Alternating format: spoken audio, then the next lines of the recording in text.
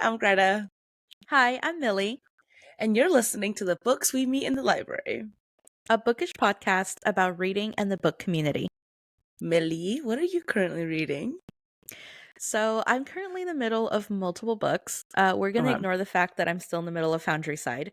But I have also started The House in the Cerulean Sea by TJ Klune, which is a fantasy book and very beloved. And I'm also reading 10 Things That Never Happened by Alexis Hall, which is a gay adult contemporary romance that involves fake amnesia. And I don't hate it. Okay. That is giving, it's giving like soap opera, which feels like Mm-hmm. it's right up your alley. Like the Yeah. the dramatics that come along with it. Is The House in the Cerulean Sea, is that the one where, is that the book where on the cover it's like a hill and there's like a house at the end of it? Is that what Uh-huh. I'm thinking? Yeah, Yes. okay. Okay. That cover always reminded me of a series of unfortunate events, like Lemony Mhm. Snicket-esque. So, okay. Interesting. Yeah, like there's been so many TJ Klune books and I've been meaning to give it a try to see if he's an author that I would like. And I figured this would be the best one to start off with because it's his most popular book. What are you currently reading? I am okay. So I finished the book for today's episode, and then I was trying to figure out between three books what I want to read next. So I'm trying to pick between The Dangers of Smoking in Bed. Hold on, I have the authors pulled up for this reason because I was like, I'm not going to remember my authors. So I'm stuck between The Dangers of Smoking in Bed by Mariana Enriquez, which is short stories horror. And then I'm also thinking about reading This Is How You Lose a Time War by Max Gladstone. But for reasons that we're unable to disclose just yet, I might put this one off because I don't think I want to reread it later on the year. I don't know. And then the last thing I'm trying to pick between, one of the options is Green Dot by Madeline Gray. I don't know what vibe I want to go for. There's three very different vibes. So I honestly, How to Lose a Time War is like literally right here physically. So I could do that. But then I have the other one on Kindle and I have the other one on like audiobook and like ebook. So I don't know. I don't know. We'll see. Sometimes you get But to the point where there's just like too many options and you don't know where to start off with. yeah, honestly, I have The Dangers of Smoking in Bed as an ebook. If I had it as an no, I have it as an audiobook. Sorry. I have The Dangers of Smoking in Bed as an audiobook. If I had it as an ebook or a physical book, I feel like that would be my go-to pick.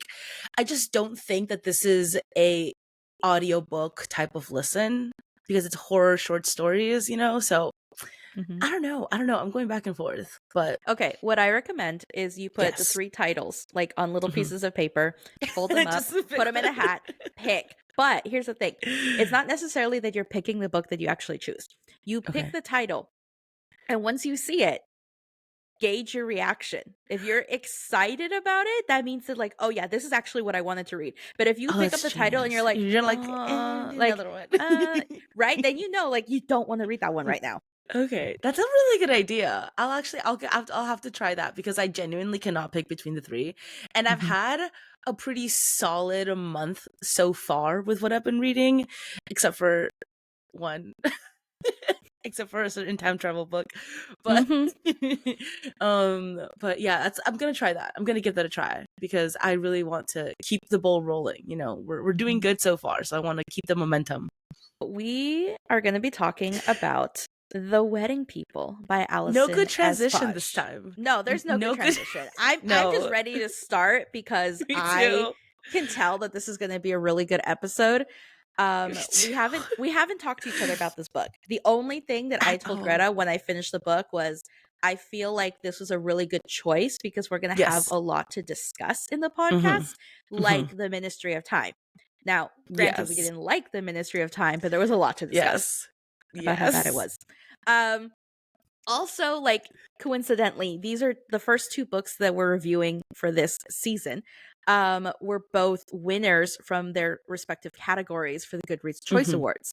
So, Mm-hmm. Ministry of Time was the winner for the sci-fi category, and The Wedding People was in two different categories. It was for fiction and for debut Mm-hmm. novel, and it won in the Mm-hmm. fiction category. Yeah. So, um, let's just get to it. Let's just get to it.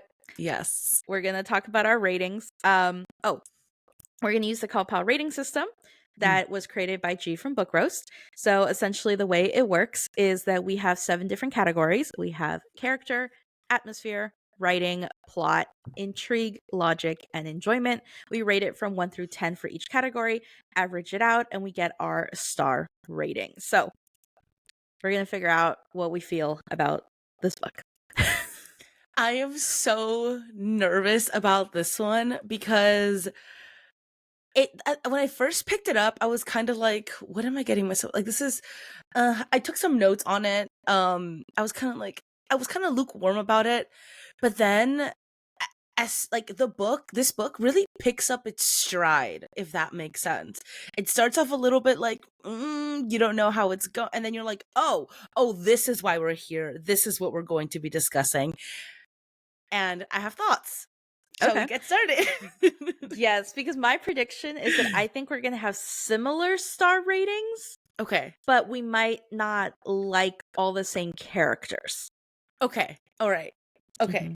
Let's do it. Let's do it. Let's do it. Let's do it. Okay, so first category is character. Greta, what did you give it? I give character an 8. I gave character a 10. I knew you were gonna like this one. I knew you were gonna like this one from the this is a very wait, let's just finish this rating and then we can get to that because I'm so excited. Okay. Okay, next category is atmosphere. What did you give it? I gave it an 8. I gave it a 9. Yeah, I saw that one coming. I knew you were gonna give that one a 9. Oh, you love a wedding. You love a wedding. It's crazy. You love a wedding and you love like a location.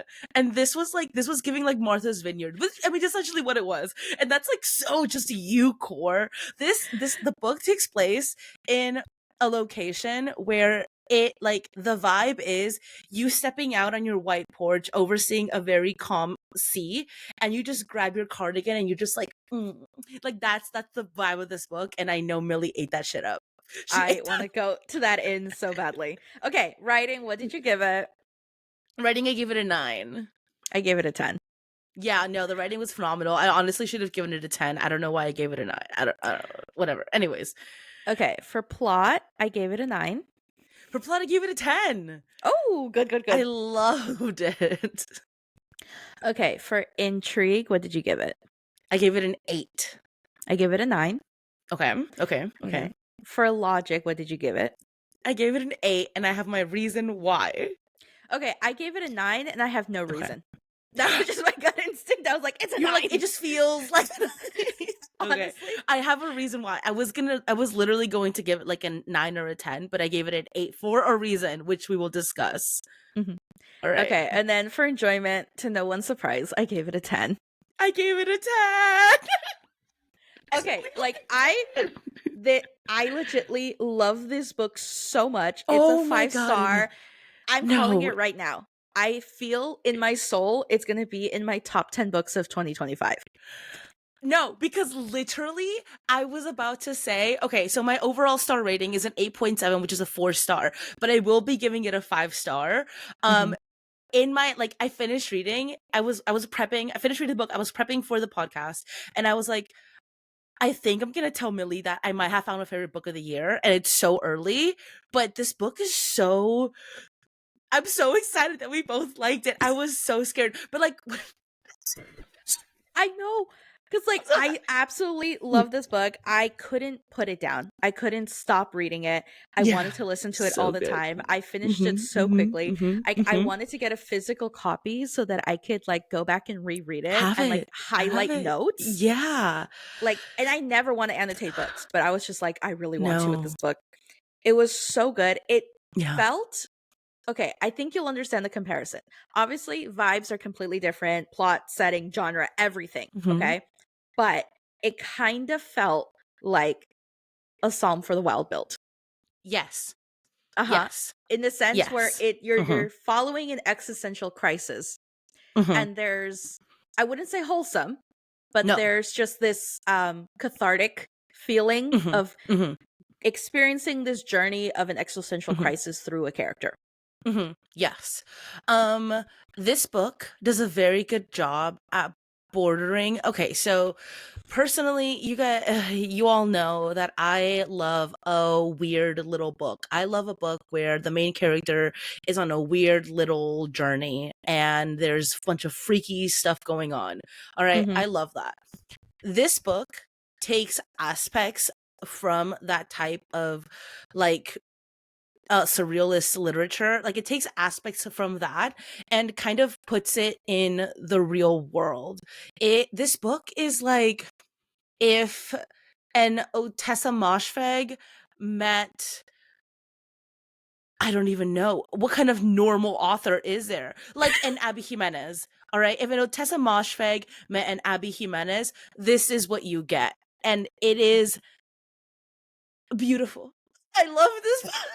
I'm I so happy that know. we liked it. I know. And the fact that this is a debut novel, Is I crazy. am so excited. She has set the Crazy. bar so high. Oh, I almost absolutely. want to read no other books by this author. I know, I me don't too. want I'm to so scared. compare. I don't want to I'm compare in the so future. scared.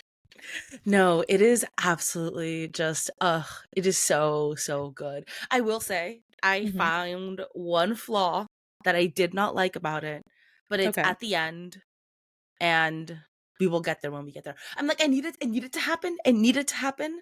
I understand why it happened, but I wish it was a little bit more grounded in reality. We'll Are see. are we talking about the night before the wedding? Maybe. Okay. Okay. Okay. We're So giving each other the side eye. Like we're like, do we have the okay. same problem with the book? We need to actually talk about what the book is about for all the people that are Yes. listening that are absolutely confused. Let's just randomly be Yes. like, we loved it. Okay, so going into the regular format of this podcast episode, we are first going to discuss content warnings, just so that you Mhm. guys are aware. So there is quite a bit of heavy topics in this book. There is attempted suicide and suicidal ideation on page, depression, infertility, miscarriage, and death of a parental figure, a mother. So, if any of these topics are sensitive for you, just be warned listening to this podcast. Yes, currently on Goodreads, it has a Goodreads rating of 4.18. And honestly, yeah, If it's, yeah. yeah. I mean, my after our call rating, I had a rating of like it was a 8.7, which is like mid 4 star. But I will Mm-hmm. be giving it a 5. So it kind of it fits with what is on Goodreads, is what the people are Yeah. saying. Because majority of the people from what I saw were either rating it 5 or 4 star. So it seems like it's overall a really well received book. Mhm. My call pal rating system was a 9.42. So that was like a Oh solid my five god. star there. That's a solid 5. Like it's a I solid know. 5 star. This book is definitely going to be contender for like my top 5 favorite books of the year. Period. Hmm. Hmm. Okay, so Absolutely now loved it. it's the class's favorite time. My Goodreads reading setups. Yay! Love this for me. Okay. I'm gonna pull it up on my phone because I just cannot. With it being on my computer screen, for some reason, my brain literally goes brr and it just will not do. A propulsive and uncommonly wise novel about one unexpected wedding guest and the surprising people who help her start anew. It's a beautiful day in Newport, Rhode Island, when Phoebe Stone arrives at the Grand Cornwall Inn wearing a green dress and gold heels, not a bag in sight, alone. She's immediately mistaken by everyone in the lobby as one of the wedding people. But she's actually the only guest at the Cornwall who isn't here for the big event. Phoebe is here because she's dreamed of coming for years. She'd hoped to shuck oysters and take sunset sails with her husband. Only now she's here without him, at rock bottom, and determined to have one last decadent splurge on herself. Meanwhile, the bride has accounted for every detail and every possible disaster the weekend may yield, except for, well, Phoebe and Phoebe's plan, which makes it that much more surprising when the two women cannot stop confiding in each other. In turns, absurdly funny and devastatingly tender, Alison Espach, The Wedding People, is ultimately an incredibly nuanced and resonant path and resonate and look at the winding path we take to places we never imagined, and the chances encounters that sometimes take to reroute us. I struggled through that one. I'm going to edit it to make it sound so much nicer, but oh boy, that was painful. Anyways, Damn. maybe one day I'll learn how to read out loud. It's so funny because I have noticed that like my inside voice, my brain voice, my internal dialogue when I'm reading, so fast. And I will, am I crazy for saying that I whisper read? Like I will be in my room alone reading something out loud, like by myself, but I'm whispering and I'm going at breakneck speed. But then the second I have to perform, I cannot do so. Maybe it's because you're reading it too fast for your normal average voice. Maybe. Maybe. It also could be the undiagnosed dyslexia. Who knows? We'll never know. Shall This we? is the Okay, thumbnail so photo right I know there. this is so for okay, regarding the synopsis, Mm-hmm. I'm really happy. This is my first time reading it. Fucking if it wasn't obvious. I'm really happy that you told me not to read the synopsis before reading the book Mm-hmm. Mm-hmm. because Mm-hmm. it kind of like if you know, you know. It kind of like hint, hint, nudge, nudges, you know? So I did know the synopsis going into it, and Okay. part of it is like a little bit of a spoiler for the Hmm. book, but at the same time, you Hmm. kind of it kind of needs to be spoiled a little bit in certain Mm. cases for like people to know what the book is about. I think so personally, Yes. just for Yes. content warning sakes. Like it's a Yes. pretty big part of the book. Hmm. So I knew going into it that it had to do with a character who is trying to end her life and basically lands into this like wedding, this like stranger's wedding, and it's about her figuring out if she still wants to go through with it or not. That's all I knew about the book going into it. So like Okay. I was ready for it. I was not ready for it.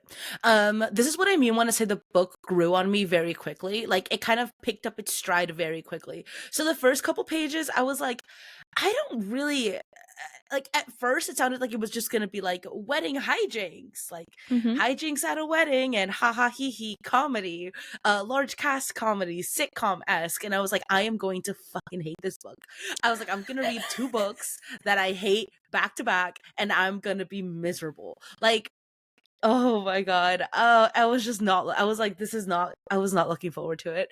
But then I also didn't like the way that it was written. It's written in a way in that like at first I didn't like the way that it was written. It's written in a way where you're not really in the character's POV. You're looking at Phoebe from like an outside lens, which is I wasn't I guess I'm not used to that. What tense is that? Is it like third person? Yeah, I'd be like it's not really it's third person limited, not third person omniscient.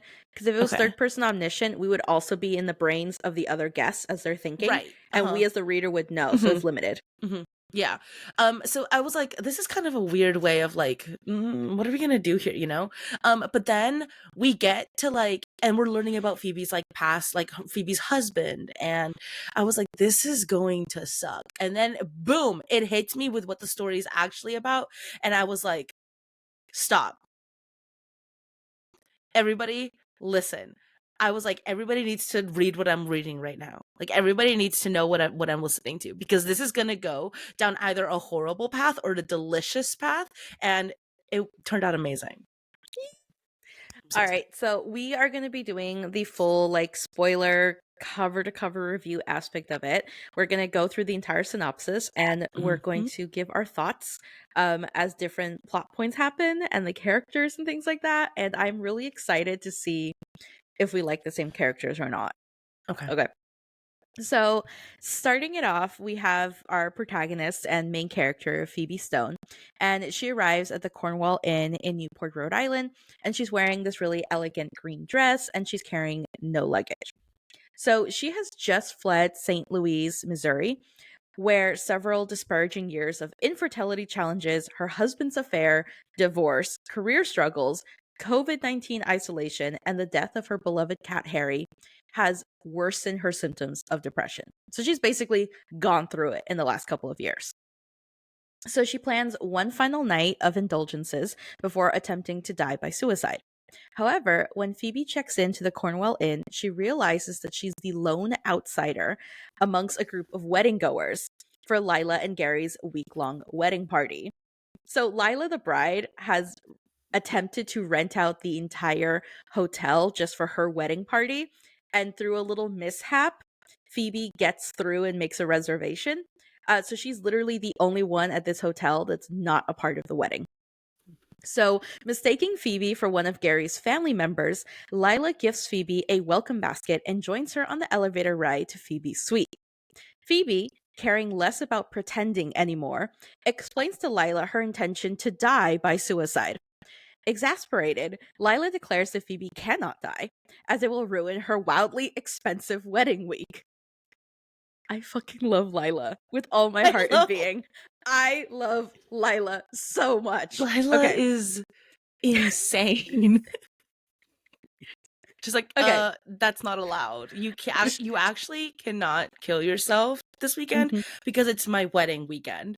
That's And then exactly Phoebe's her like, tone of voice yeah. for everything. And then Phoebe is like, you have a wedding weekend? And Lila's like, yeah, that's like very normal now, actually. So Mhm. you literally just cannot, you can't. So figure it out. It's so funny. Mhm. Oh my God. So Lila explains that it was the dying wish of her father, Henry, that she marry Gary. And her father, Henry, dies during the pandemic and left Lila $1 million to spend on her wedding. Benji! Cállate! He's upstairs, so I don't know who he's barking at. Brownie's behind me and Benji's upstairs. Okay. Oh my God. So Lila planned every detail of her wedding week with extravagance. Moreover, Lila is terrified of failing to honor her father's memory and legacy. So this wedding is a big deal to her. So Lila ends up departing for the opening reception as she fails to attempt to convince Phoebe to not kill herself. So Phoebe attempts to accomplish her final tasks before dying, but nothing is going as planned. Like she tries to order room service, so she has one extravagant meal, like her final meal, and they're like, "I'm sorry, room service is canceled because everybody's at the reception party." And she's just like, "Well, I guess I'm not eating tonight." So when Phoebe swallows a bottle of Harry's pain medication, she hears Patricia, Lila's mother, give her an unflattering speech about Lila. Phoebe forces herself to vomit the pill so she won't miss the end of Patricia's speech. So we have the first 15 to 20% of this book. Yeah. And so much happens here. So first off, okay, let's bring it back here. Let's bring it back here. Mhm. What did you think of Phoebe as our main character? At first, okay. Oh, okay. Well, this is a good point probably to mention that Phoebe, sorry, the book is written in a way where it kind of flashes back. It'll talk about current day, what's happening, and then it'll flash back to during the pandemic, during the fall of Phoebe's relationship, and then also gives some more. It gives some more background as to why Phoebe is the way that she is later on. So at the beginning, I was like, I kind of can't stand Phoebe. She's kind Oh, of, really? yeah. At the beginning, I was like, she's just the way that she comes off as a greater than, and she comes off as a little bit pompous and a little bit it's when you think of the archetype of the very annoying, very pretentious academic, that's what Phoebe kind of comes Mm. off as. But I mean, later on you realize why Phoebe is the way that she is, and that is a little bit of her, that's the charm to her. But I did find this entire beginning, up until you get the reveal that Phoebe is here to commit suicide. Up until you get that reveal, everything before that, I was kind of like, I don't really care for this. But it's a moment where Phoebe is in the elevator with Lila, and Phoebe's like, I'm here to kill myself. And Lila's like, what are you talking about? That I was like, okay, so this is either that's when I was like, this is either gonna go very, very good or very, very bad. And I'm curious to see how it plays out. Because I mean, obviously this is it's a very serious topic. And I was a little bit nervous. I was a little bit nervous, but I mean, obviously it turned out well, but Yeah. yeah, Lila's character is we also get like a really nice journey for Lila, right? Yeah. Mm-hmm. It's a very nice journey for Lila. And I don't know. I enjoyed Lila's character for who she is. Um I wish there was a little bit more so we can like strengthen her up for the way that her reasoning for things. But overall, my first impression of Lila, I was like, oh, she's gonna be the kind of the chaos agent in this book. Phoebe is going to get taken on a ride, and is yeah, it's kind of it's honestly it's kind of like a perfect setting, Mm-hmm. with a wedding being honestly one of the most chaotic settings for this to take place. So it felt really good. Yeah, I was excited for it. Nice. So for me, I think what's really interesting about this book is that, Hmm. okay, for other books that I tend to read, a lot of the times characters will go through a certain level of character development as the story Hmm. goes. Okay. So they start off as a less likable character or a character with a lot of flaws. They work Hmm. on it through the book, they learn, they Hmm. grow. And by the end of the book, they are a better person slash better Hmm. character. Hmm. And while all of the characters I feel like really did develop and had like a lot of growth through the book and it was done Hmm. well, I think the thing that made me really like these characters is that I liked them before and after their transformation. Yeah. Like I could see their flaws, but I didn't care. They just felt so human to me, so Hmm. realistic. Hmm. And yes, like all of the characters are introduced Hmm. with like the worst first impression. And then Yeah. you dig through and you learn more about them. And then they all like become endearing in their own ways.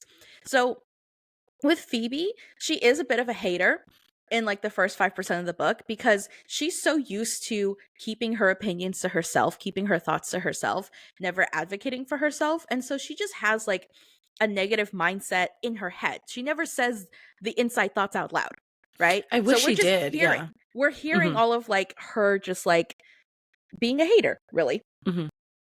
And then like her learning later on that like, oh, she can just say what she wants and be like honest without being brutal or cruel or whatever. So I liked Phoebe from the beginning and throughout the rest of the book. Lila, Mm. I was just like, I'm either gonna love Lila or hate her, but I like couldn't help but love her in her first opening scene, and I was just like, I really hope that she continues to be an iconic character because I don't want to hate this character. Here's the thing. Like the second I met Lila, I was like, oh, Millie's gonna be obsessed. Millie loves an extravagant character that kind of like borders borders reality with at the same time being incredibly just like grand, right? Mhm. And Lila and like other books, for example, when we read a song for Ricky Wilde, the grandma Mm. in that, it's characters that are just so grand and take up so much space in these stories, like Lila, like the grandma in a song for Ricky Wild. Like they're just so big that Millie's like, I love them. They're realistic enough where you're like they're believable, but they're also just so unapologetically themselves. And Mhm. that's it's a Millie character. That's why when I was reading and I met Lila, I was like, that's Millie's gonna love this bitch. Like she's gonna love her. She might be the villain of the story, but Millie will love her. I feel like I'm being called out here a lot because I guess this book is really Millie. I do love No, a book with a wedding. Like I will always choose to read a book with a wedding. It's like no, one it's of my totally fine. favorite settings ever. Okay, I like them not because like I love to go to weddings and they're all romantic and about true love. Blah, blah. It's no, it's because weddings are chaotic and there's drama attached to it, and it's like Mhm. yes. Okay. Yes, weddings are, like I said, this is a perfect place for this kind of intersection to occur, right? You have Phoebe, who's like Phoebe is literally this giant gray thunderous cloud that is slowly looming on this wedding and is about to just cause absolute chaos. Well, what Lila thinks is going to be absolute chaos, by ruining her perfect day. But there was a part where Phoebe literally mentions like the most that is going to happen is they're going to find my body, they're going to drag it out the back end, and no one's going to remember anything until like there's whispers of it, you know, which is probably what would happen. Maybe some police escort situation, but like I don't, in reality, I don't think it would be that big of a scene, Mhm. unfortunately or fortunately. But Lila is seeing it as Lila has put so much stake onto this wedding being the absolute most perfect thing in the whole wide world, as an honor to her father, that, you know, any minor inconvenience is indeed the end of the world. I love how everything is Ooh. like all or nothing for Lila. Uh-huh. And I love the fact that she was like like the things she says, it's like the audacity, but like I love her for it. She's just Mhm. like, it's really inconvenient if you kill yourself this week. So Mhm. why don't I just pay for your hotel room for the entire week? You stay here, you come to the wedding, you can join us. Mhm. Like, Mhm. there's space. Come join us at the wedding, be a guest, have a good time, and then kill yourself after the wedding's over. Like, Yeah. she was trying to problem solve here. And Yeah. I'm just like, I love it. I I love love it. I love her for it. Okay, so now everything hits. Oh wait, I do want to ask. So we got our first introduction into Lila's mother, Patricia, and you loved her as well because she is an eccentric woman. Yes, Okay, here's the thing. Here's the thing. So in the I opening, knew like, it. okay, there's the opening scene where Lila and Phoebe are on the elevator, and Phoebe's Hmm. confessing she's going to kill herself. Lila then goes to Phoebe's room, barges in, and is trying to talk her basically off the ledge and be like, "Can you like postpone your suicide? Like, it's not a good time, you know?" It's Um, so funny. It's so and funny, but it doesn't need to be like it's fucked up. That is so funny. this book really does a good job of balancing between the serious and comedic. Yeah, Like these are serious topics, but there's like a little underlying level of humor to it that like because of makes how it easy. because of how insane Lila's like reasoning for talking someone off a ledge. Like it's entirely self-serving. Mhm. Don't be mistaken. It's entirely self-serving. But the way that she's going about it, because it's so self-serving, the way that she's going about it is kind of like it's the insanity of her request. That is her request, which is like, you know, it's a positive one. Don't end your life. But also her reasoning why she's telling Phoebe that is because it's again self-serving. And so it's this very like it's a morbid comedy, and I loved that little dance we had at the beginning. Mhm. So Lila like word vomits like crazy to Phoebe, which I find really interesting because it's the whole concept of like Mhm. sometimes you're more truthful with complete strangers Mhm. because they know nothing about you. Sometimes it's like strangers that you're never going to see again. And so there's just kind of that mentality that you can open up to a stranger sometimes more than you can with close family and friends. Yeah. So Phoebe does that to Lila because she's admitting that she's going to kill herself to a complete stranger just to get it off her chest. And in return, Lila has somehow found this kindred connection with Phoebe because she's like, "Oh, we can be honest. You know, we can say the inside thoughts outside." Um so Lila just word vomits about everything that's stressing her out about this wedding. She talks about all the members of the wedding party that she's having issues with. She has issues with the groom's sister. She has a very difficult relationship with her mother. She's having like tumultuous relationships with her different bridesmaids and her maid of honor. The She groom's hates daughter. the groom's daughter. She doesn't get along with. She hates the best man. Um,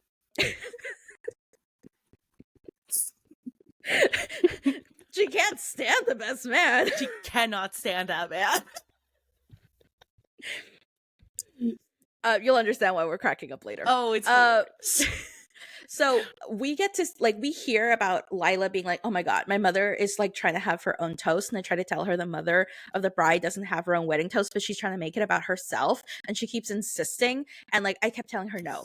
And so then as Phoebe, who's literally going into the abyss, okay, she's taking the pills, she's starting to fall asleep, she's not gonna wake up, hears through the balcony that Patricia, Lila's mother, takes the mic and she's like, "So I think it's unfair that the mother of the bride doesn't have her own toast. So I've prepared some words to say today." And Phoebe's like, "Oh shit, Lila's worst What nightmare is is coming to this? life."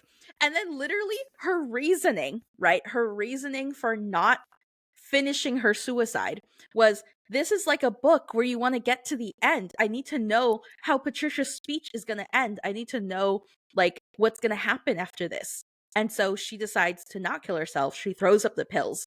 And granted, that was a desperate excuse because deep down inside, she didn't actually want to kill herself and was grasping Yes. onto that. But the Yes. fact that that was what caused her to keep on living was Patricia's toast. Is amazing. It's This amazing. It's book is another brilliant. level of pity. It's another level of not pity, petty. It's another level of petty. So if there's one thing Phoebe is Phoebe is petty. Phoebe is a hater. Deep down, Phoebe is a hater. And Phoebe has not been able to release a lot of this hatred and a lot of these feelings she has because as we learn maybe in this part too, that Phoebe is someone who has done everything by the book. Phoebe is someone who just wanted to be normal, just like the definition of normal. Phoebe right under it. She's never been truly exceptional at everything, and she has a little bit of like she harbors a little bit of anger towards people who are able to reach that like next level of what she deems to be exceptional. She has lived a very mundane and very just okay life, so when she has problems with infertility, it kind of unravels because according to her it's something that is normal, and if you do everything right, like you follow all those steps, you achieve that.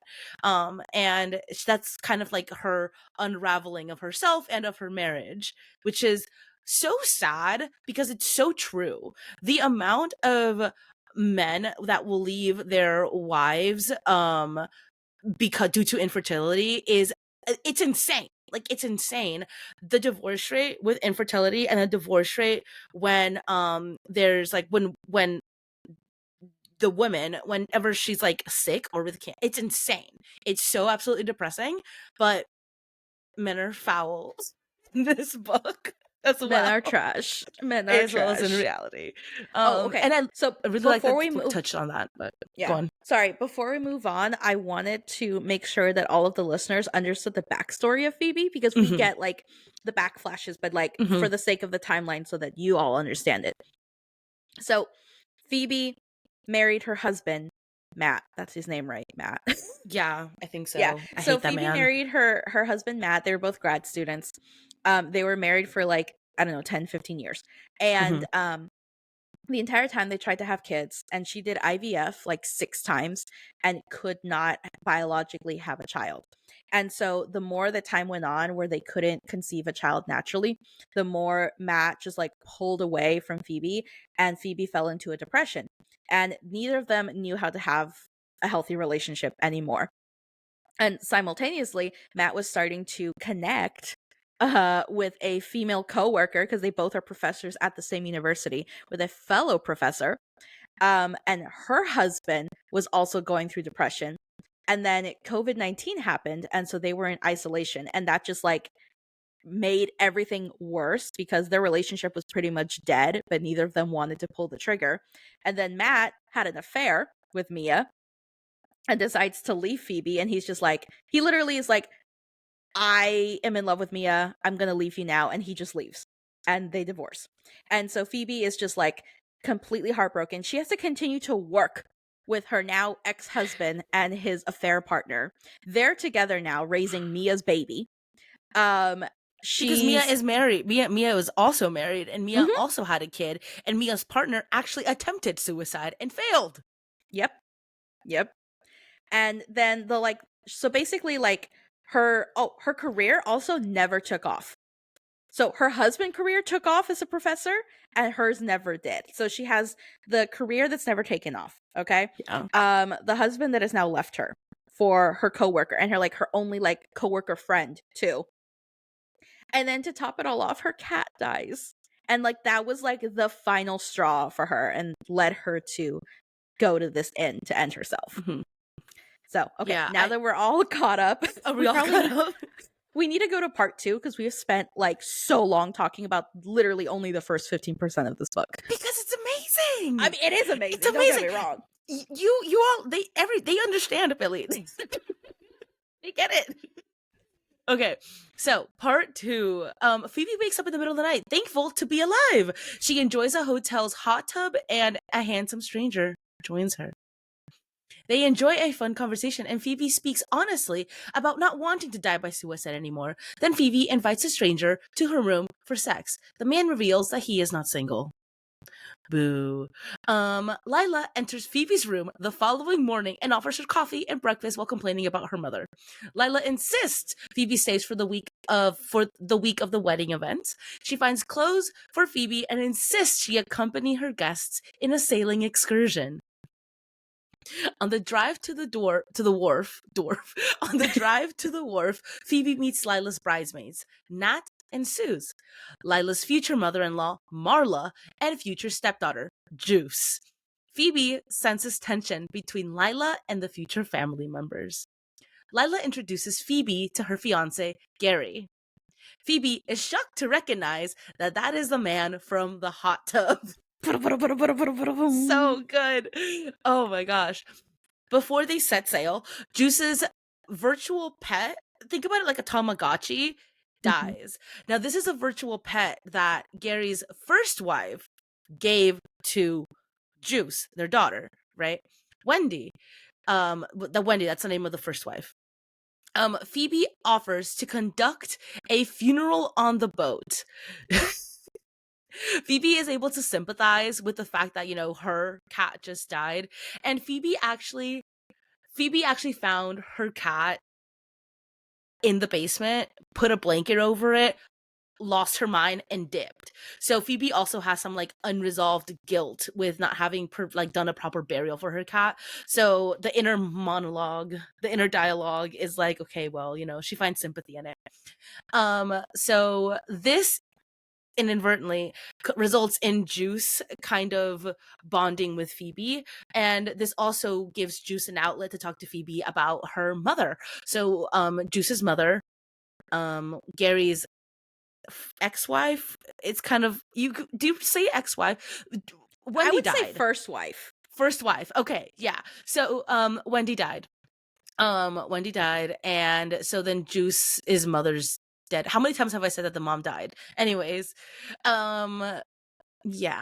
And then Phoebe is able to kind of look at Juice as oh, this is like she finds some of the daughter that I will never have in Juice. It's a really interesting dynamic, which is kind of so perfect for the situation.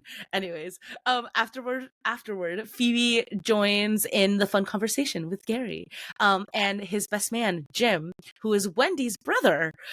She can sense Lila's irritation with a makeshift funeral. So Lila's not really having a good time. Lila's like, okay, whatever. It's a Tamagotchi. It died. Who cares? But Juice really needed it, and Phoebe kind of needed it as well. So Phoebe watches Gary and Lila together as their relationship seems a little bit staged. Phoebe's irritation with Lila develops alongside their unlikely friendship. Lila complains excessively about minor details and misunderstood relationships. She asks Phoebe to be the maid of honor, and Phoebe accepts. Okay, so I didn't know how the book was going to go. I knew that, okay, Phoebe was going to join this wedding party. She was going to interact with these people for a week, but I didn't really know exactly what was going to happen after that. Okay. She meets this stranger in the hot tub, and I didn't know who it was. And when she asked if he was available for sex, wait, you didn't get the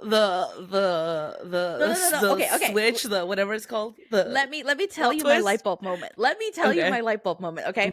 So she's talking to this guy, blah blah blah blah, and she says hey, you know what? I'm interested. You want to go have sex in my room? And he's like, oh, and he seemed like he wanted to. That was his initial reaction, was yeah. But then he's like, I can't. I'm not single. And she's just like, oh, okay, no worries. And she heads on her merry way. My brain went, who is this guy? Because I was like, so he's gonna be a prime character in this book. And I was like, okay, who from the wedding party? I was like, because my initial thought was that it was the best man. Best man. Because I thought that would be okay, the bride and the groom, and then her and the best man. And I was thinking, I was like, I don't think that would be the best man. He didn't seem like how Lila was describing him. And then I was like, okay, so who would be at the wedding party that wouldn't be available because they're taken, and why is that such a big deal? And I'm like, and then it just hit me all at once. I'm like, oh my god, that was the fucking groom. That was the groom.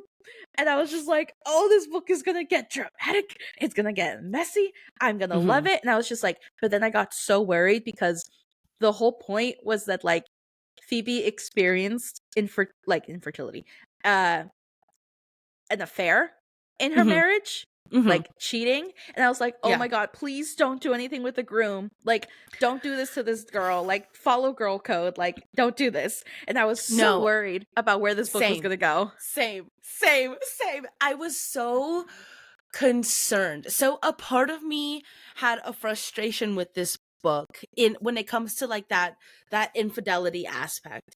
So um obviously Phoebe has a better relationship with Mia, her coworker, than she does with Lila. Phoebe doesn't really know Lila that much. Lila like speed runs best friendship with Phoebe. It's kind of insane, and it's kind of like Lila is this very much. Lila's like, I was gonna compare it to like an extrovert befriending an introvert by force, but it's a little bit more aggressive than that because this friendship has is kind of forced upon and kind of one-sided, where Mhm. Phoebe doesn't really like Lila that much, if at all. She appreciates Lila's forwardness and like will say whatever's on her mind.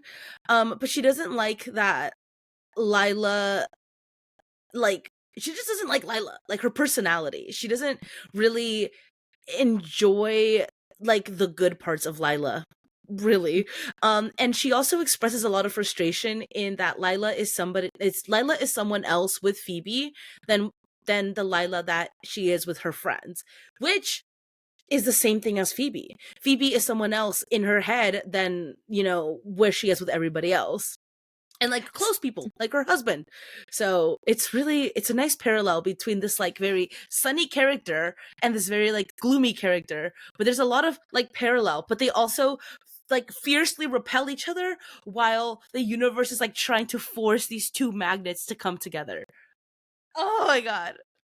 Loved it. Okay, so the thing about Lila that I like is that she really isn't unapologetically herself. Okay, her conscious and Mhm. subconscious are Mhm. Mhm. fighting against each other the Mhm. entire book because Mhm. she wants to be an even bigger bitch. Okay, Mhm. but Yeah, she society does. society tells her that that's too far.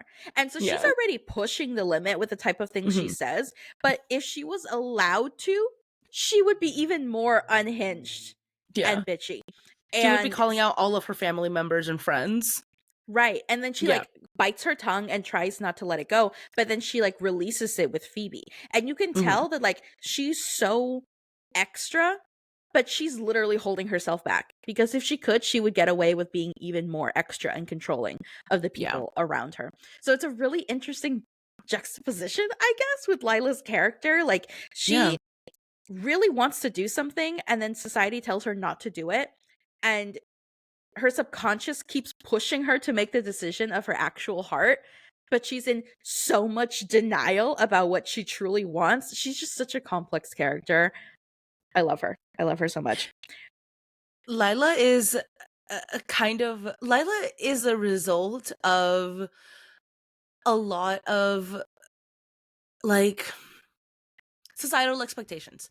Lila is a result of societal expectations. Lila has been told she has to be a certain way from her parents, from her dad, marry the right person, live the right life. Like very like a very think of Lila like a very like Pinterest kind of person, right? So like what she comes off as is very much fits that like picket fence lifestyle, that wife, but she's already like a bitch to obtain that. She has to be a bitch to obtain that. And now she's like gone in like extra mega like bridezilla mode, but deep down there's so much more she wants to say, and she's kind of like compressing that. Oh, she's kind of like compressing that down.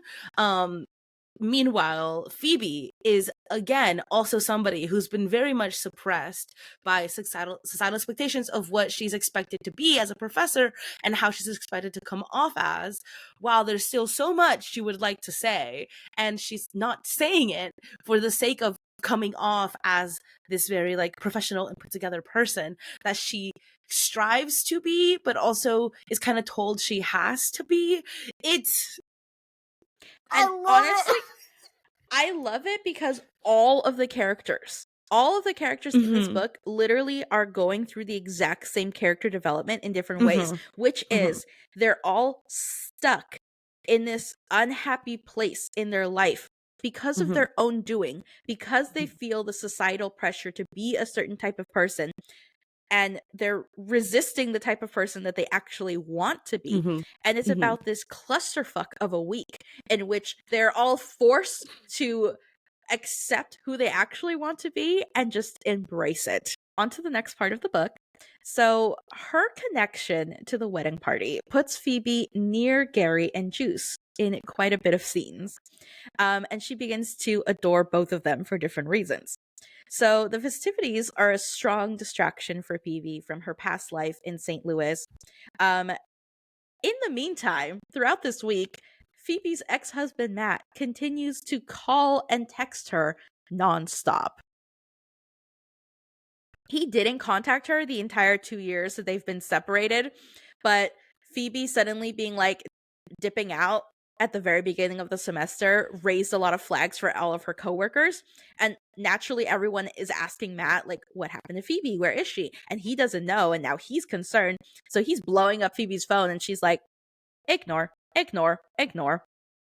So, after her bachelorette party, Lila confesses that she doesn't actually want to marry Gary. Phoebe stops Lila from calling off the nuptials in the middle of the night. The following morning, Lila acts as if nothing has changed and the wedding will continue as planned. Phoebe spends individual time with Jim, Juice, Marla, and Patricia, getting to know Lila and Gary better from other people's perspectives. Eventually, Gary confesses his attraction to Phoebe. He explains that he feels like himself around Phoebe, a feeling that Phoebe reciprocates. Phoebe also learns that Jim and Lila have harbored a strong attraction to each other. The Lila's in full denial of. Just when Phoebe decides to explore her allure for Gary, Matt arrives at the Cornwall Inn and begs for Phoebe's forgiveness. He proposes they start a new relationship and consider adoption since they can't biologically have a child together. Although she wants to speak with Gary, Phoebe spends the night with her ex-husband. Okay, let's discuss. Yes. Let's Okay. discuss. We got to go back from the beginning of this here. Yes. Okay. yes. There's a lot. This section is action packed. Action packed. There's a lot of scenes of like Phoebe with individual characters. Just Phoebe being put in situations where she's having these conversations with all of these different characters throughout the wedding planning of like the next 6 days. As she's just like there getting to know people. But then it's interesting because she's getting a new perspective on all of these characters because Lila has painted them all in such a negative way. And now through Phoebe's point of view, we're seeing like, yeah, Lila wasn't wrong, but Lila's also missing a lot of like their depth. So let's start off with Gary. Okay, so Lila and Gary getting together was one of those things where it's like Lila paints this like beautiful story of how they got together. And everybody kind of like is subtly poking holes in it, and Lila's like, I don't know what you're talking about. So this is the story from Lila's point of view. So her father had just been diagnosed with a terminal illness, and the doctor said he only had 3 months to live. And she works at this art gallery, and she hates her job. So Gary walks in and sees this painting, and Lila and Gary, I guess, have a connection through this conversation. Gary buys the painting instantly. And then a week later, Lila and her dad are seeing a new doctor for a second opinion. And the doctor happens to be Gary, who says that he can do a different Treatment. like treatment, yes. And that it'll give him like more time to live, Mhm. and it does extend his life by a bit. Mhm. So Lila kind of trauma connects to Gary because Gary saved her father's life. Mhm. Um, and they end up dating, and then they like quickly get engaged. Except they Yeah. can't get married. They have to wait years because the pandemic happens. So from the beginning, Lila's painting like this beautiful relationship story, but we're seeing it through Phoebe and the other characters that like Lila and Gary have like nothing in common. They don't talk to each other. Everything looks staged, everything looks like a little awkward, like they don't really like each other. Mhm. And all of the other characters have subtly pointed out that they don't think that Lila and Gary should be getting married. So It's what really did you think funny. of like their relationship? I mean, obviously I knew it was going to come to an end just for like the story's sake, you know? Like once you realize that like Phoebe had made that connection with the groom, Gary, I was like, "Oh, okay, so this story is going to unravel. How are we going to make it unravel? You know, what's going to be the thing that like kind of tips it over?" Because Gary, whenever Gary and Phoebe are in the hot tub and they're just kind of talking, Gary is also significantly older than Lila. Significantly older than Lila. And therefore has probably a lot of more nuanced conversations that he wants to have, that he's able to have with Phoebe. I mean, Gary's a doctor. Phoebe is a professor of like philosophy. No, No, English literature, literature. Victorian Literature. literature. Victorian literature. Yes. So like they obviously are going to have very interesting conversations. Um versus the conversations that he's having with Lila. And you kind of get the difference in Phoebe and Lila when they're talking about the way that Gary proposed. So Gary and Lila went on this trip through Europe, and they go to what Lila calls the Walt Disney Castle, but it's like some German castle. And so then Phoebe knows this as this like German, like this like historical piece of like architect, and Lila keeps on referring to it as the Disney Castle. So you kind of get like that difference between them. And then when Gary is talking to Phoebe, you see that Gary's like Gary's thought process mirrors better or matches up better with that of Phoebe's versus whenever he's interacting with Lila, because those scenes are very far and few. The times where we get Gary and Lila speaking with each other are very far and few, and I feel like that's on purpose, obviously, to kind of reiterate the fact that they have no connection. The only time that we see them kind of interacting is when they're, you know, posing with each other and like, oh, my husband, you know, my groom. That's those are like the only times when we see them really interacting with each other. Everything else, they're kind of just like they come together to perform. They come together to perform engagement and then go apart with like their respective kind of friend groups or where they feel comfortable being. So I knew they were going to break up. I just didn't know how they were going to break up. And so then adding the other characters in the mix, one specific character, the groomsman, is so incredible. My God. Okay, so here's the thing. And y'all know from listening to me, I don't like insta love. I don't Yeah. like insta love. And Mhm. this is a little bit insta lovey. Mhm. However, I like when insta love is done in a way where the characters have a specific scene, a specific Mhm. interaction, where Mhm. right off the bat, you as the reader can tell, like, oh, these characters are vibing together. Like, they're Mhm. vibing, they could be something romantic. And Mhm. then the characters are exploring that. Like, so they have that instant connection where they're Mm. kind of like little insta lovey with each other, but then they take the time to explore it. And I felt like that's what this book did. Okay. Yeah. They didn't just both awkwardly sit in the hot tub, stare at each other for 1 minute, and then, oh, the bus went by. I'm talking about One Day in December. Okay. Mhm. Um,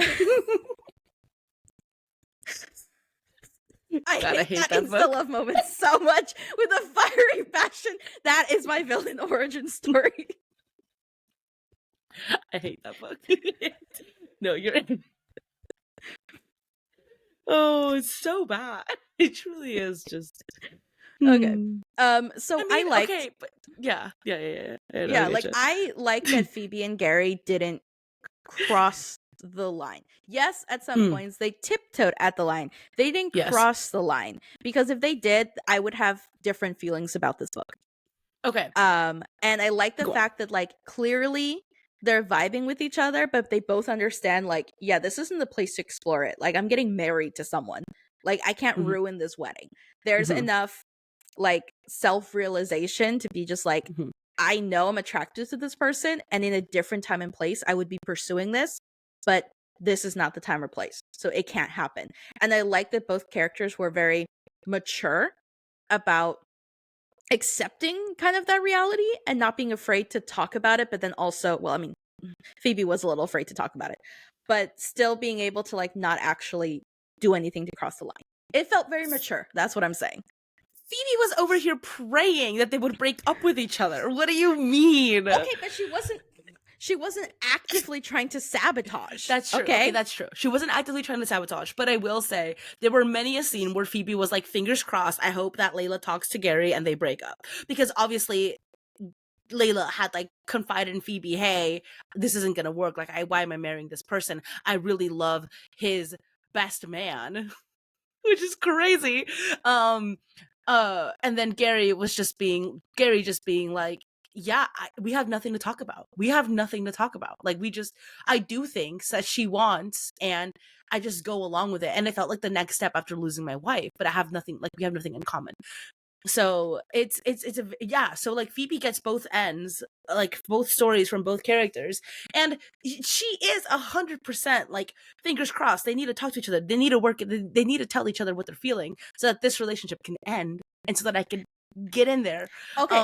And here's the But thing. it's Let me not counteract aggressive. this. It's No, not let me aggressive. counteract this. Okay. Okay. So, Okay. yes, Phoebe is crossing her fingers, crossing her toes, Yes. and wishing that they would break up. But Yes. when push comes to shove, She doesn't and do anything about it. Lila is saying, Mm-hmm. tell me the truth, Phoebe Mm-hmm. lies to her and says, Mm-hmm. you are the bride, you're making Mm-hmm. this choice. She doesn't try to manipulate Lila. She Mm-hmm. doesn't try to talk her out of it. She doesn't try to Mm-hmm. talk Gary out of it. Yeah. That I can respect. Even though Mm. inside her head, she's like, can these motherfuckers please break up? Okay. But she doesn't interfere. And I Yeah. love that. And I do think that that is a really nice parallel between like her story, her trauma with Matt, Matt, Matt, Matt. Never trust a Matt. Oh my god. Can we talk about Matt? Can we talk about Matt real quick? We can. Because I I am not surprised. I am not Oh surprised my god. that this fucker came to her hotel. I was expecting it. I was I waiting to see when it was going to happen. hated it. That's the one part that I wish we did not get, because at the end we have this situation where we have Phoebe picking between Gary and Matt, and then also low key the groomsman was like, do you want to kind of hook up? Which is hilarious. So now you have Phoebe in this position where she comes in feeling so lonely and so shitty about herself to three men, 2.5 men, kind of being like, are we, and I didn't want that to happen. I wanted Phoebe to, I wanted our main character to remain in a realistic kind of isolated place, because this last sweep of like Matt coming in and like being like, I'm so sorry, you were right, I shouldn't have done that, please forgive me, we can try again. I was like yes, I'm not saying that that doesn't happen, I'm sure it does happen, but the times I wanted it to stay in that chapter is closed and that is gone. I didn't need for the author to bring back Matt into a place where it's like, ha, now Phoebe has to pick between these two men. It's like, no, I wanted that ex marriage to still be a pinch point for Phoebe, and that rejection from Matt to still be something that she has to like still figure out and work out. Call me cynical, but that's what I wanted. Okay. I respectfully disagree with you. Oh Okay? my god. Let me bring my counter arguments back, okay? Oh god. So, here's the thing. This needed to happen. That scene of Matt coming back needed to happen because at this point, Phoebe has been learning the lesson about, hey, you know what? She's treating, by the way, the entire week as like an extra week of life before she ends herself. And it's like, I have nothing to lose. Literally, I can be whoever I want with this group of strangers. I can be Yeah. anything I want to be. And so she allows herself to just be her true, authentic self for the first time in her life. And she's Mhm. learning that, like, oh my God, I can just do that on the Yeah. regular. And then I don't have to die afterwards. Okay. So she's learning all of this and realizing that, like, she doesn't like the way she's been living. She can live her true, authentic life. Mhm. And now, Matt coming into it is her test. It's her ultimate test to see if she's learned this lesson or is she going to slide back into her old ways. I see what you mean. So, like, I think it needed to happen because she needed to consciously make that choice to be like, I could go back to what I know, what is safe, like what is routine, but I'd go Mhm. back to being the person I was before. And do I want to be that person? And so I feel like Matt needed to come back and push her to realize that she doesn't want to slide back to who she was before. However, I really wish that she had just kicked him out of her hotel room, but she sleeps with Mm. him. And Yeah. it's like opening the door and like letting him in, and it's like, ugh, that's That's the only part that I was just like, I just I wanted her to learn that lesson and come to that realization by herself. mm, I didn't think we needed Matt to be a like physical manifestation of, hey, this is a test. You know, I feel like, I mean, obviously, this book obviously discusses like internal battles with yourself, and are you really someone? One of the big questions that is asked in this book a lot is, Phoebe's asking herself, "Am I really someone who would take my life away?" Like, there's a part where Phoebe's talking about her former interactions with her therapist, and her therapist is like, "I'm not worried about you killing yourself. You take your multivitamins every single day. Like, I'm not worried about that." And Phoebe's like, "Well, let me show you. Let me show you what I can do." You know, and so there's a lot of like internal work that Phoebe is doing, and I wanted that last moment. I wanted that moment where Phoebe decides, hey, I am moving out. Like, she like is staying with one of the wedding guests. She found like a second job. She's not going back to the school. She's selling the house. She's gonna, deal with the cat situation. Like, she's getting a dog, like all of these things. I wanted Phoebe to come to that last test, that last moment of realization where she's like, no, this is who I want to be moving forward. I wanted her to come to that on her own, whether that was some incredibly captivating monologue that we go through, or a moment of just like silence for like the loss of her former life. I felt like it would be so much more grounded and so much more like empowering for her to realize that on her own, versus having this like physical manifestation of, a human being like, please take me back, and her just being okay, like, I'll sleep with you, but no. I'm gonna counteract it again. Oh my Okay, god. yes, no, okay, this is the hill I'm dying on. Okay, there's this there's a part Okay. early on in the book, okay, Mhm. where Phoebe is talking as she's like reflecting on like how her marriage ended, all that stuff, all the troubles that she Uh-huh. and Matt had. Uh-huh. Uh-huh. Uh-huh. And she's talking about how in one of her like daydream fantasies, she Mhm. would fantasize about her attempting to leave her relationship and Matt running down the stairs and telling her, please don't go, I'm fighting for you. And she, by Matt doing that, she would say, okay, I'm not leaving. And she would have this recurring fantasy That's over and true. over again. And she was Mhm. in a Mhm. relationship with Matt, Mhm. but she didn't Mhm. feel desired. She didn't feel wanted. She didn't feel like Matt would Mhm. actually fight for her. And he didn't. Mhm. He left her for someone else. Mhm. So now this is the actual scene come to life of him literally going to her and being like, please take me back. I want you. Don't leave. And it would have been satisfying if now in the real time moment, she's living out this fantasy of her being like, no. Because instead of her being like, Mhm. yes, I'll stay with you, this time Mhm. she would change the narrative and be like, no. But But she then she still sleeps slept with with him. him. That's the She problem. That's just why I'm pissed. Then she sleeps with him. And it defeats the purpose. And then she kicks him out the next day and tells him, like, no, we're not going to be in a relationship. It's like, But you already slept with him again. Yeah, that little tiny bit of her sleeping might be the pinch point where I'm just like, I just wanted her to be a self-actualized. I wanted her to be self-actualized by herself. I didn't want this like test to be a person coming in. I wanted her to come to all of these conclusions by herself. Keep in mind, the entire time she is referring to Matt as her husband, even though they've been divorced for 2 years. The entire, oh, my husband this, my husband that, and I'm like, gag me with a freaking spoon, dude. Like, I understand. I understand. Not because I've gone through a divorce. I understand. But like, I wanted, like, I would have, I honestly think this is where my like weird girl book want comes bleeds into here, where I wanted the character to remain in isolation, to remain in her sadness, and it just being like a self-actualization moment. That's all I wanted. But it was her kind of trying to, like, what's his name called, like, choose your eat her cake and like pick her cake and eat it too situation, where it was like she can have it all. She can sleep with him and then also break up with him.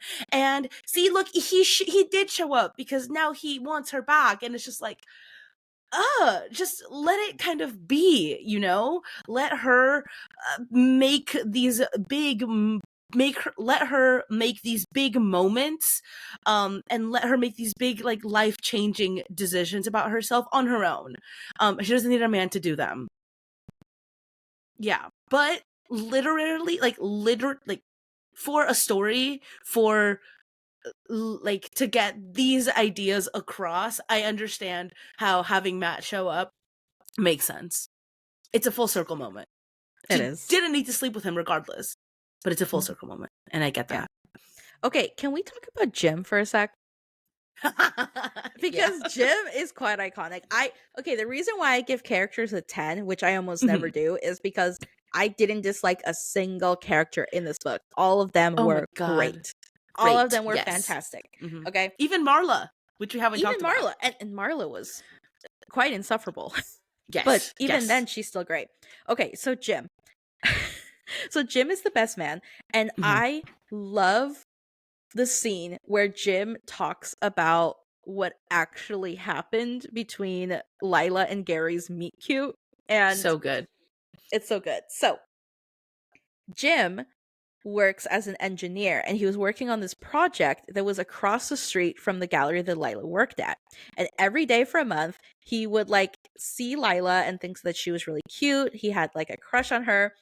And she was kind of vibing with him too, because she kept exiting the gallery 5 or 6 times a day to get coffee for weeks. And then finally, at one point, she snaps and looks back at him and she's like, normal people don't drink this much coffee. Like, she was giving him that hint, being like, I'm waiting for you to approach me. And so Jim was like, okay, I want to ask her out, but I'm a little chicken shit and I can't do it by myself. So I need Gary, my best friend, to come with me. So he convinces Gary to go to the art gallery with him, except he forgets that it's his wedding anniversary with his first wife. So Gary is not in a good headspace. Gary is depressed going into this art gallery. And he does see the painting, which is a nude cubism painting of Lila's mother. And is just like interested in the painting and is talking about it, not realizing that it's her mother, nude. And so like Jim is trying to get up the courage to talk to Lila, and like Lila's giving them the business card and she's intending to give it to Jim, but then Gary reaches forward and grabs it because they had been talking and stuff like that. And then a week later, Lila and Gary see each other at Gary's office. And then they're just like, oh, well, it's fate. It's meant to be. And Jim is like, oh my God. And then Jim is being a nice guy because he's like, I'm not even going to tell Gary that he was supposed to be my wingman, that I had a crush on this girl first, that like I was trying to ask her out because like Gary hasn't dated anyone since my sister died, and like I want to be there for him. So like if he takes this girl, like it's okay. Gary's my best mate. But Jim all this time has been harboring secret feelings for Lila, and he's also the only one in the story that calls Lila out on her shit all the time, but he loves her for who she is. Yeah. It's so great. It's It's so so great. good. It's so good. The moment when we start, like when the onion layers start peeling back and you get to that, like, oh, so like that makes sense. That makes it just it makes sense, because there's a moment where they're like on the boat and Jim and Lila are going back and forth and they're like bickering with each other. And then you're like, wait a minute. What's going on here? You know? It's like it's really nice. They remind me of like the sorority bro and like sorority girly couple that just like makes sense. You know? Mm-hmm. I love They're them. so cute. I mentioned it very quickly, but Marla. Mm-hmm. Marla Marla is Phoebe and Matt if they got back together. Marla had an affair. Marla is Gary's sister, so Lila's sister-in-law, and she had an affair. And now her and her husband are trying to work it out. And the entire time they're sexting each other. And when Phoebe like is getting glimpse of these text messages, and and then like Phoebe and Marla talk, and they're going through like Marla's like, oh yeah, well my therapist is telling me that like we need a sex, and now like hopefully this will bring us back to like our normal relationship or whatever. And it's just like it's like what happens when you forgive your spouse and are trying to like fix it and reconcile what happened. um it's very, very funny. And Marla's like, well, you hate me, don't you? And then Phoebe's like, why would I hate you? She's like, well, I cheated on my spouse.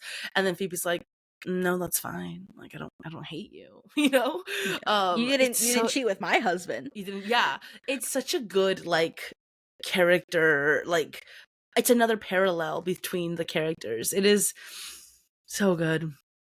And it's funny too because Marla could arguably be considered a bigger bitch than Lila. Yeah. Because Mhm. Marla and Lila just really don't like each other. No, Marla at all. just does stuff, and I don't even think she does it intentionally, but she's just like the biggest party pooper. Like, I don't know how else to describe Yeah. it. She just like Yeah. tears down a moment. She like she ruins every moment. Moment. Yeah. Hmm. Yeah. I mean, I do think that it might be partially because Marla knows that Gary and Lila are just like not meant to be, not gonna happen. And so Hmm. she just like doesn't care. But she also is just like the most obnoxious human. Every Hmm. comment she makes, every action she does, questions absolutely every decision, is very like is off put by Lila's grandiose, like the grandiose nature of the wedding, and Lila's like nitpicking for the wedding. Marla just scoffs at everything. And like at the beginning, I said Phoebe feels very much like she thinks highly of herself. Marla thinks the world of herself. Marla thinks that everything everybody does is so frivolous and so absolutely beneath her. And it's insane of having that like scale of like Lila, Phoebe, and then Marla. It's just Marla really kind of makes you realize maybe how level-headed Phoebe can be. Okay, so I realize now as we're talking what Marla's character is like for me. Marla is a well, actually type of character. Okay, and Joanne, Yeah. if you understand this reference, this is for you. She's the type of character that when you say something, she counteracts with, well, actually, that's not true because of this, and this. She's that kind of character. And it's so irritating to be around those type of Yes. people. Yes, well, actually, but much more eloquent and will make you feel like you are the scum of earth for every decision you make. Hmm. There's a part, oh my god, this part was so funny. Lila is freaking out about their not being given the palate cleansers at the wedding. She had palate cleansers. And Lila is like, oh my god, we didn't give the guests the palate cleansers. Like, they need to eat the palate cleansers. And Marla goes, actually, you don't eat palate cleansers, you have palate cleansers.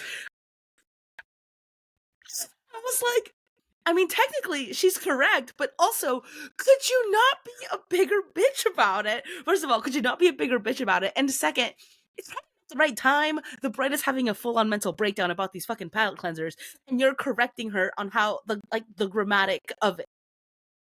Mm-hmm.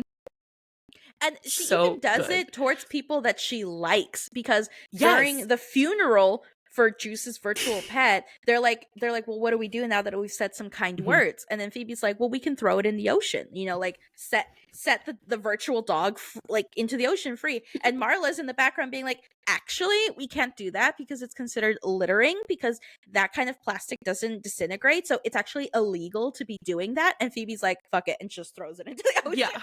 Yeah. It's so funny. Okay, part 4.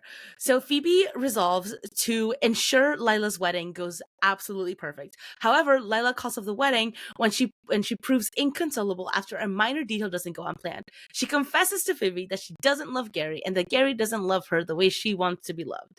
Lila feels ashamed for wasting so much time and money, but Phoebe declares that the wedding saved her life, a feat that most successful weddings do not accomplish. Phoebe denies Matt's requests to restart the relationship. Phoebe decides to leave her job as an adjunct Victorian literature professor to focus on her professional writing while she works as a winter keeper for a Newport mansion. She plans on adopting a dog that Juice found for her at a local animal shelter. While she and Gary don't make any concrete plans to meet in the future, Gary suggests that Phoebe reach out once settled into her new job. Phoebe leaves the Cornwall Inn with a refreshed claim on her new identity and future. How did you like that ending? I loved the ending. I thought it was perfect. But I just want to go back for a second, because I Yeah. was curious to see what was going to be the final straw that broke Lila's back. Okay? Because Oh. I knew that Lila was going to call off this Mhm. wedding at some point. Oh, Okay? yeah. She had Gary was to. going to go along for the ride till the end of time. But Lila, Yeah. and here's the thing, Lila's subconscious was looking for a way out. She kept Mhm. nitpicking on things and being like, this can't happen, it's the end of the world, the wedding is ruined. And then somebody will come in and solve the problem. And fix And it. instead of being happy about it, she looks almost disappointed. She's like, Okay? oh, God, okay. It's like, I guess we can do that. I guess that will work, That's fine. Yeah. And she's trying. She's desperate at this point. She's literally going to drive on her way to the church to get married. And she's like, I can't be in this vehicle. I can't be in this car. This car is too plain for me. Just to be clear, she rented a vintage convertible to be like her car for the week, to take her to all of these excursions. And it's the car to take her to where she's going to get married. Mhm. And the car had to be returned because it was fucked. Someone fucked the car. Someone fucked the car. And I was confused too, because I was like, how does one fuck a car? Girl, Well, I knew instantly what they meant. my naive mind was like, how does one fuck a car? And then they kind The of hint at exhaust. it and describe, and I'm just like, Someone fucked the car. the exhaust pipe? Really? Mhm. Someone fucked the car. So basically someone violated the car, and Lila was like, I can't have this car. It's tarnished. I need a new car. And you know what? They didn't actually have that many vintage convertible cars on hand to rent last minute notice. So they got her like a regular town car. And she's Uber like, this X. car is so ordinary. I can't possibly have it take me to my wedding. The wedding is Yeah. off. I can't. And she like has a tantrum, and Phoebe like calls her out, and she's like, you're just trying to find an excuse to break off this Yeah. marriage. And that's when Lila's Mhm. like, I don't love Gary, and Gary doesn't love me, and I can't do it. And I'm like, finally. Finally. It was so satisfying there. Finally, she declares this like in a moment of sobriety, because the last time she said it, she was so drunk. It was insane. Mm-hmm. It was. Oh, okay. We didn't talk about it, but the night before, when they were doing the best man and maid of honor speeches, and Jim's speech was fantastic, because he basically was just calling Lila out, and Lila still in that moment didn't end the wedding, even though No. Jim was basically like, y'all don't love each other. Yeah. Yeah.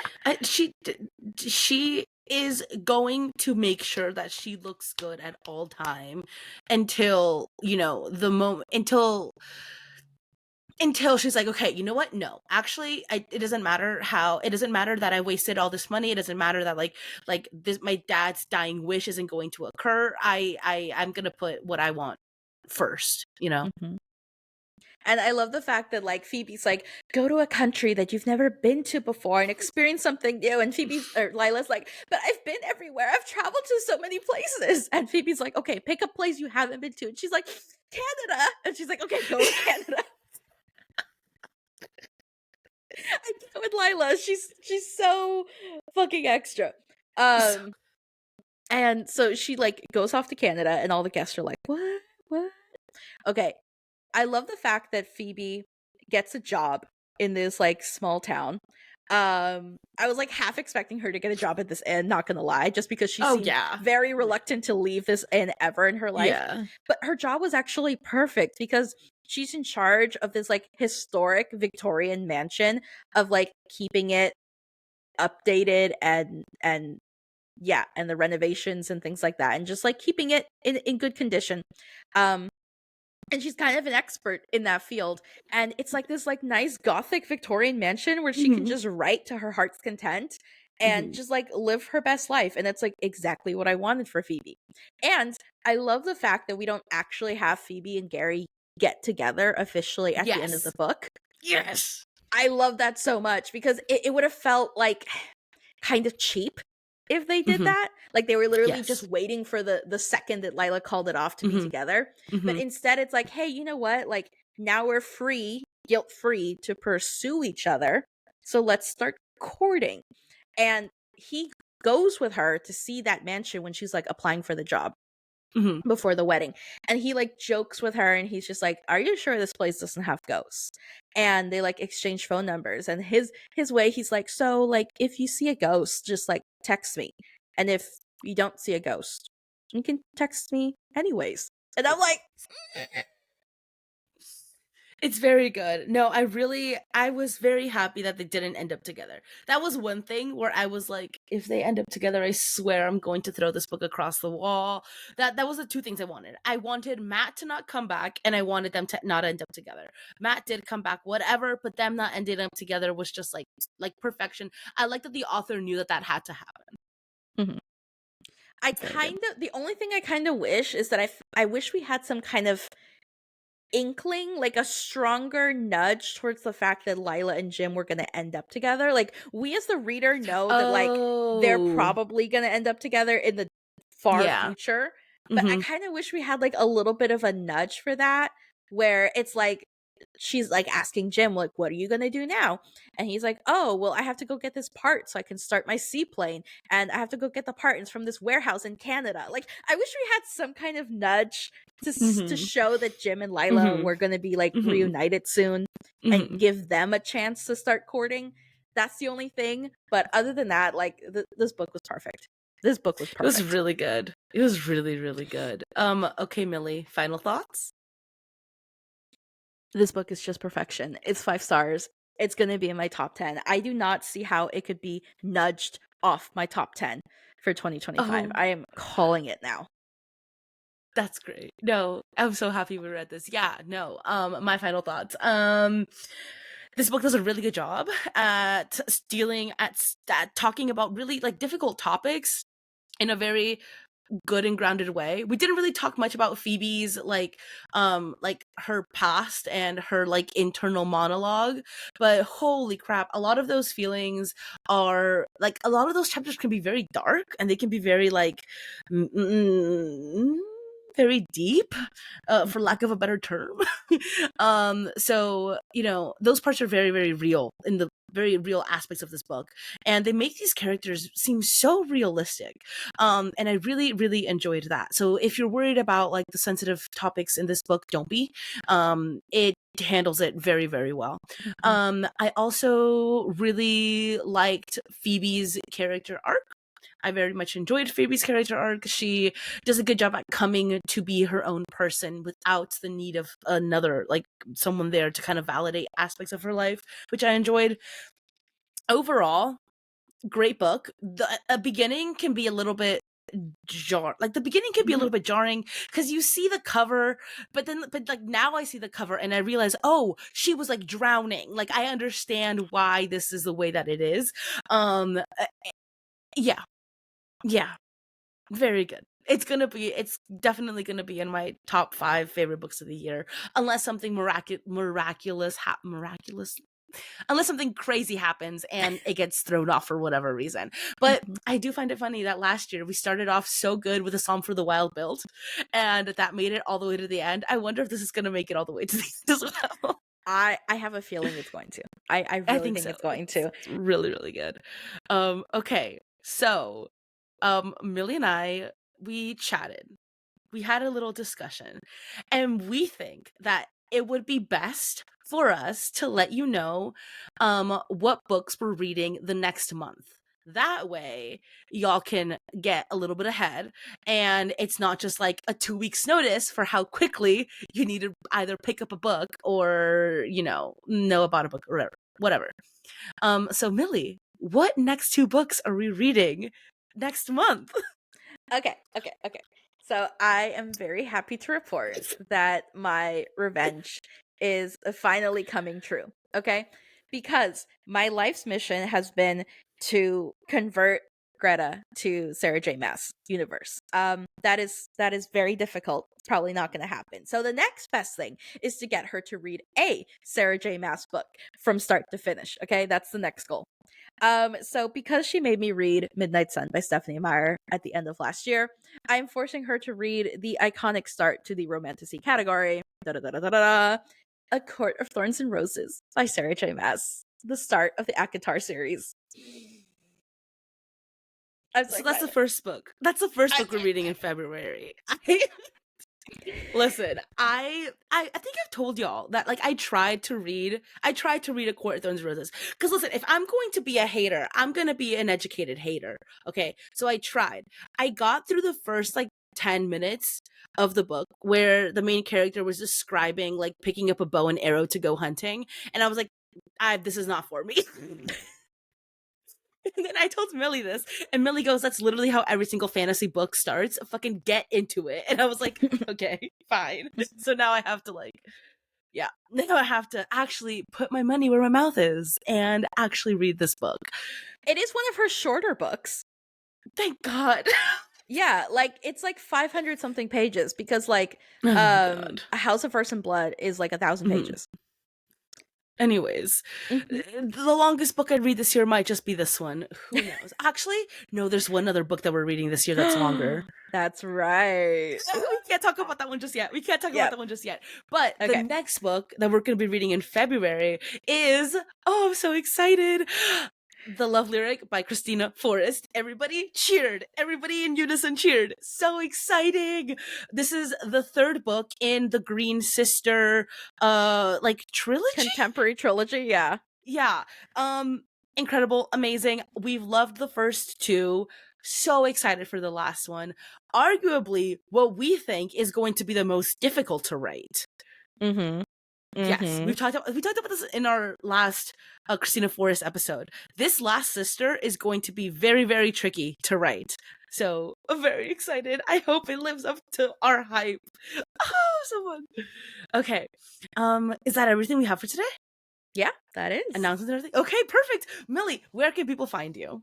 You guys can find me on my booktube channel, Into the Nook, for all bookish things. You guys can also find me on Instagram at Into the Nook Realm. Greta, where can they find you? You can find me all over the internet at Greta's Favorite Things. That is on YouTube, and I also stream on Twitch. We play cozy games. Right now, we are making our way through Portal 2, which I have learned that I very much enjoy. I was very hesitant about that game. So if you'd like to see either the playthroughs on YouTube or watch me play it live over on Twitch, it's at Greta's Favorite Things.